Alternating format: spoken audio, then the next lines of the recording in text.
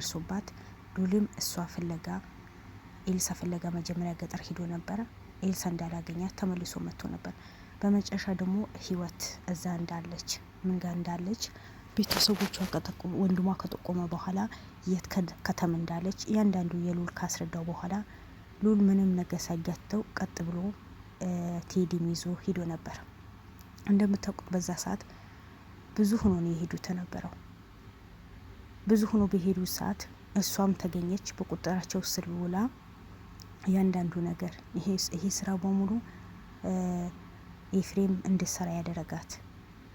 የኤልሳን አባት ደግሞ በጣም ጥሩ የሰራተኛ የሚያግዝ ከሰራተኛ ጎን የሚሆን ዝቅ ብሎ የሚሰራ ሰራተኛ እንደሆነ እሷ ግን እዛ ጋር ተገዳ ይሄ ነገር ካልሰራሹ ወንድሞችሽ እህቶችሽም መላ ቤተሰቦችሽም እንጨርሳቸዋለን።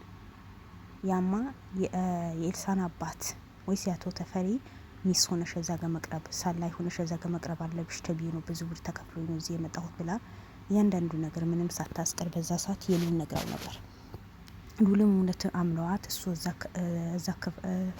ገጠር ትንሽ ከተማ አድሮ በማግስቱ እሷም ደግሞ አቶ ተፈሪ ያለበት ቦታ እወስዳችኋለሁ ግን የምንሄደው በጫካ ቦታ ነው ብላ እሷ ግን መጀመሪያ እነ ሉል እንደሚሄዱ ስላወቀች ምክንያቱም የእሷና የኤፍሬምን በሌል ውስጥ የሚያደርሳቸው መረጃ እያንዳንዱ ነገር የሚያደርሳቸው ሰው ነበር። ያ ሰው ደግሞ ታውቁታላችሁ የቴዲ ጓደኛ ነበር። ቴዲ ሉል ጋር እንዲሰራ ያደረገው ልጅ ነበር። መረጃ ስለደረሳት እሷ ደግሞ ሆነ ብላ እዛ ሚዛን ተፈሪ ላይ ብዙ ወጣቶች አዘጋጅታ ነበር ሉልን ለመያዝ የሉልን ቡድኖችን ለማድከም ካልሆኑ ማስፈራራት ከቻሉ ማስፈራራት ካልቻሉ ደግሞ አካላ ጎዶሎ አድርጎ እንዲልኳቸው መኪናቸው እንዲጎዳ ማድረግ አቅደው ሁሉ ነገር ጨርሰው ነው የተቀመጡት ነበረው። ሉል ደግሞ ይሄ ነገር አላወቀም ነበር። እሷን ይዞ ነው ጫካ የገቡት ነበረው። አሁን መጣን እዛ ጋር ያሉ እሷን መኪና ውስጥ ቁጭ አድርገው ሉልና ቴዲ ነው ጫካ ውስጥ የገቡ ነበረው። ጫካ ውስጥ ሲገቡ የምታስታውሱ ከሆነ በዚህ በጫካ ውስጥ ነው የምንሄደው፣ ስለዚህ በዚህ ጋር ነው የምንሄደው ብሎ ጫካ ውስጥ ከገቡ በኋላ እሷን ያስመልጡ የመጡ ባለሞተረኞች ዋሴን የገደሉት ነበረው።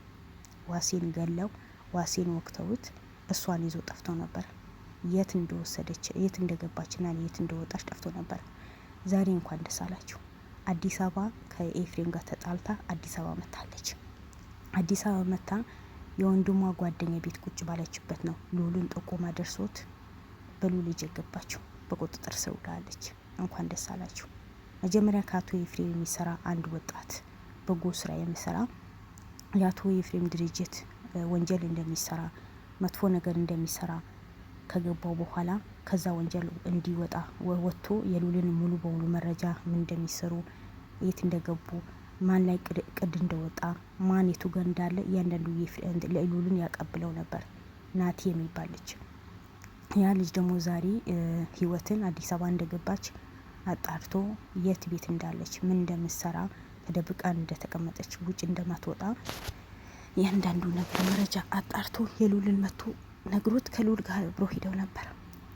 አቤት እዛ ያለችበት ቦታ ድረስ የሄዱ ጊዜ እሷን ያስቀመጣት የወንድሟ ጓደኛ እኔ አላቅም፣ እኔ የድርጅት ነው የምሰራው፣ ሰራተኛ ነኝ፣ ቀን ወጥቼ ጠዋት ወጥቼ ማታ ነው የምገባው፣ ምንም አይነት ወንጀል የሰራሁኝ ነገር የለም፣ የሚጠይቁን ከሆነ ንጉቡ ብሏቸው ነው የገቡት የነበረው። ሳይነግሩት በግድ ራሱን ባፉ ያወራው እንዴት እንደሚያውቃት ምን እንደሆነ ምናምን። ግን በመጨረሻ መረጃዎቹ ሊደብቅ ሲል ጊዜ ሉልን እያንዳንዱ አወጣጣው። በቃ እያንዳንዱ ነገር ተናገር፣ ደርሼብሃለሁ፣ ወንጀል እንደምትሰራ ወንጀለኛ እንደደበቅ አውቃለሁ። ስለዚህ እውነቱ ብታወጣ ይሻላል፣ ካልሆነ የወንጀለኛ ተባባሪ ሆነ በህግ ትጠየቃለህ ሲለው ጊዜ እኔ ምንም ነገር ያደረኩት ነገር የለም፣ አላቃትም፣ አዎ ከወንድሟ ጓደኛ ነበርን፣ አሁን ተጣላን፣ ተለያይተናል፣ እሷ ድሮ ነው ማውቃት ነበረው፣ አሁን የለችም፣ ክፍለ ሀገር ናት ብሎ ነው የዋሸው ነበረው። ግን ይሄ በሆኑ ሲዋሽ ይሄ በሆኑ ሲቀጥፍ እሷ ግን የሆነ ቆጥ ነገር ተሰርቶ ሌባን መደበቂያ አለ ቤት ውስጥ ሆኖ እንደ ቆጥ ነገር ተሰርቶ እዛ ነው ተደብቃ የነበረችው ነበረው። ግን የሉልን ጓደኛ መጀመሪያ አቶ ኤፍሬም ቤት የሚሰራ ልጅ እዛ ቤት እንዳለች እዛ ቤት ተደብቃ እንደተቀመጠች ከገባች አንድ ቀን ወታ እንደማታቅ በሰፈር ሰዎች እያንዳንዱ ነገር አጣርቶ ነበር። ስለዚህ ቤቱን እያንዳንዱ ሲፈልጉ ጊዜ ቆጣይ አገኘዋት እላቸዋለሁ ህይወትን። ስለዚህ ህይወት ዛሬ በቁጥጥር ስር ውላለች። የዋሴን ነፍስን ያጠፋች፣ የዋሴ ነፍስን በቀላሉ እንዲወጣ ሉልን እንዲያክም መኪናዎቹ እንዲበላሽ ያደረገች ህይወት ዛሬ በቁጥጥር ስር ውላለች። እንኳን ደስ አላችሁ። የዋሴን ቤተሰቦች ዛሬ ደስተኛ ናቸው። ዛሬ ነው እንባቸው የታበሰው። ምክንያቱም እስካሁን የዋሴ ገዳዮችን ቢያዙን በቁጥጥር ስር ቢዋሉ የዚህ ሁሉ ሰበብ የሆነችው ሴት አልተያዘችም ነበር። ዛሬ ስለተያዘች እኔ በጣም ነው ደስ ያለኝ፣ በጣም ደስ ብሎኛል። ሲቀጥል ምን አለች? ይሄ በሙሉ ያደረግኩት እኔ ወድጄ ፈቅጄ አይደለም፣ ራሴ ለማትረፍ ነው። አቶ ኤፍሬም በጣም ያስፈራራኝ ነበር። ለእነሱ መረጃ አሳልፈሽ ከሰጠሽ ከነ መንዘርሽ ነው ማጠፋሽ። ስለዚህ የሆነ ምክንያት ፈጥረሽ የሆነ ግሩፕ ፈጥረሽ ከሉል ማምረጥ አለብሽ ብሎኝ ነው ራሴን ለማትረፍና ቤት ወንድሜና እህቴን ለማትረፍ ነገር ያደረግኩት እንጂ እኔ የአንተ ጓደኞች ወይ ከአንተ ጋር የሚሰሩ ሰዎችን ለማጥፋት ወይ ለመግደል አልነበረም ብላ ነው የተናገረችው። ሆነም ቀረ ዋናው ተጠያቂው አንቺ ነሽ። የብዙ ሰው ነፍስ ያጠፋሽ፣ ብዙ ሰው እንዲጎዳ ያደረግሽ። አልሰራም ብለሽ ከዛ ድርጅት መውጣት ትቺ ነበርኩ። የሰውን ህይወት ከማጥፋት አንድ ነፍስ አይደል ያልሽው? ከአንድ ሁለት ከሁለት ሶስት የብዙ ሰው ነፍስ እኮ ነው ያጠፋሽው። አንድ ነፍስ ቢጠፋ ምን ችግር አለው?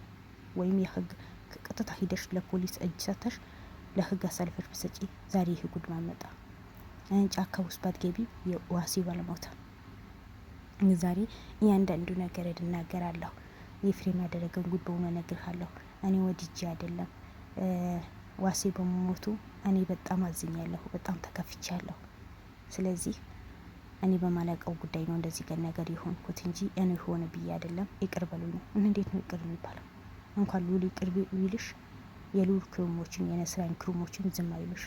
የሚወዱት የሚያከብሩት በስራ በጣም ትሁት የሆነ በጣም ጀግና የሆነ የአንድ ልጅ አባት የዛሙ ልጁ የ3 አመት ልጅ ገና የአባት መነሳት ታውቅ የልጁ ፍቅር ሳይጠግ እሷ ደግሞ የአባቷ ፍቅር ሳትጠግብ እኮ ነው የነጠቅሻት። ዛሬ ግን አንቺ ጥሩ ብር አግኝተሽ ሚሊየነር ብር ሆነሽ ቤተሰቦችሽ ቤት ገዝተሽ ወንድሞች ጥሩ ደረጃ ደርሰሽ ኑሮ እኖራለሁ ብለሽ ነው ከገጠር ወደ ከተማ የወጣሽው። እሱ ግን እዚህ ዱንያ መልሶ ላያያት ሄደ፣ ላይመለስ። ልጁ መልሳ አባዬ ብላ ላጠራው ሄደ። ግን ዛሬ ይቅርታን ባጠፋሁ ነገር ይቅርታን ሰው ይመልሳል እንዴ? ይቅርታን የሰው ነፍስ ይመልሳል? ለምን ደው መጀመሪያ ወንጀል ውስጥ መገቡት? ወንጀል ውስጥ ገብታችኋል። እሺ ሰው ሆኖ ማይሳሰት የለም። ለምን ደው ቶሎ ማትወጡት? ለምን በሰው ሁሉ ህይወት ላይ ትጫወታላችሁ? ለብር ብላችሁ ለምን ነው ሰው ስሜታዊ እንዲሆን የምታደርጉት? በዛ ላይ ሴት ሆነሽ ወንድምሽ የምትወጂ ከሆነ የሰውን ወንድም መውደድ አለብሽ። የሰውን አባት ማክበር አለብሽ። ግን አንዳንድ አላችሁ ምንም የቤተሰባችሁ ክብር የሌላችሁ ለቤተሰባችሁ ምንም ነገር ማታዝኑ ሰዎች የሰው ህይወት ቢጠፋ ቢደላ ቢኖር ባይኖር ምንም አይመስላችሁ ሰዎች አላችሁ። ብቻ እናንተ ደስተኛ ሆኑ፣ ብቻ እናንተ ብር አገኙ እንጂ ሌላ ሰው ቢኖር ባይኖር የእናንተ ምንም ዋጋ ይሰጣችሁ፣ ምንም ደንታችሁም አይደለም። ግን ስለ ራሳችሁ ሰው ሲነካ ጊዜ ያዙ ልቀቁኝ፣ እንደዚህ አልነበረም፣ እንደዚህ ሁኚ ነው፣ በዚህ ወጣ በዚህ ገባ ትላላችሁ። ሁሉም ሰው እንደናንተ ነምሳለሁ። ማንኛው ሰው ሰርቶ ለመለወጥ ይፈልጋል። ማንኛው ሰው ለመኖር ይፈልጋል። ማንኛው ሰው ልጁ ማሳደግ ይፈልጋል። አንቺ ዛሬ ወንድሞችሽ ልታሳድጊ ወንድምሽ ጥሩ ቦታ እንዲደርስ ጥሩ ተምራ ጥሩ ቦታ እንዲደርስ እንደምትፈልጊ ዋሴም እኮ ሰርቶ ልጁ አስተምሮ ጥሩ ቦታ እንዲደርስ ነው የሚፈልገው የነበረው። ለዛም ወንድ ሊወልድላት ወንድም ሊወልድላት እህት ሊወልድላት። ግን አንቺ ዛሬ ልጇ እንዳስቀረተሽ እሱ ላይ መለስ እንዲሄድ አድርገሽዋል። በእርግጥ ቀጠር አላህ ነው። ግን እናንተ ሚናችሁ ተጫውታችሁ ነው ያኔ ምንም እንዳልተፈጠረ በቁስል ላይ ጨው ስትበትኑ እኮ ነው የሚያሳዝነው። ሌላውማ ትርፍ ነው። የጥፋታችሁ እንኳን በስርዓት ይቅርታ አላጠይቁ። የኤልሳን ንግግር ሰውን ርድብን ሲያደርገው ዛሬ ደግሞ አንቺ መተሽ ሆነ ብዬ አይደለም ያደረኩት ተሳስቻለሁ፣ ዋሴ በመሞቱ አዝኛለሁ። ኧረ አዝነሻል ጭራሽ። እና ሶፍት ማን ነው የሰጠሽን ባሽ የሚጠርጊበት? ያ ሁሉ ጎረምሳ ሰብስበሽ መጀመሪያ ሳሰበስቢ በፊት ይሄ ነገር ሰው ይጎዳል አይጎዳል፣ ይጣላሉ አይጣላሉ ብለሽ አታስቢው ነበር እንዴ? የነዛ ጎረምሶች እንደፈለጉ ብር አሳቅፈሽ እኮ ነው ሰው እንዲገሉ ያደረግሽው። እነሱም ላይጠቅማቸው እስር ቤት እንዲወረወሩ አድርገሻል። ዛሬ ግን አንቺ የአዲስ አበባ መጥተሽ በነጻነት ልትኖሪ እቃሽን አጓጉዘሽ ከቤተሰቦችሽ ጋር እንደፈለግሽ ልትኖሪ ነው የመጣሽው። ማን ታስሮ ማንን ይቀመጣል? ማን ነጻነት አግኝቶ ማንን ፈታ ብሎ ይኖራል? ስለዚህ አንቺም ዘብጥያ መውረድ ነው ያለብሽ። ዘብጥያ ትወርዳለህ ይላል ዘላለም ዘገየ። ስለዚህ አንቺ ዘብጥያሽን መውረድ አለብሽ። መቼም ዋሴ የቀመሰው ቅመሻ አይደለሽም፣ አይቀርልሽም። የሰው ልጅ ሁሉ ማች ነው። ግን አንቺ የእጅሽን ፍትህ ባይገኝም የእጅሽን ማግኘት አለብሽ። ሉል በርታለን። ሁሌ እንደዚህ ደስ የሚል ነገር የምሰማበት ጊዜ ቅርብ ያድርግልህ። የልሳኔ ጉዳችህ ልብህን የምትጠግን ሴት ይስጥህ። ዛሬ ዱይትን ስላገኘሃት እጅህ ውስጥ ስለገባች በቁጥር ስለዋለች በጣም ደስ ብሎኛል። አንተም ደስ ብሎሃል። ስለዚህ ለቤት አዲስ ከሆናችሁ ሁላችሁም ላይክ፣ ሰብስክራይብ ያደረጋችሁ አበረታቱኝ። እወዳችኋለሁ። ባይ ባይ። ሰላም አለይኩም ወራህመቱላሂ ወበረካቱ።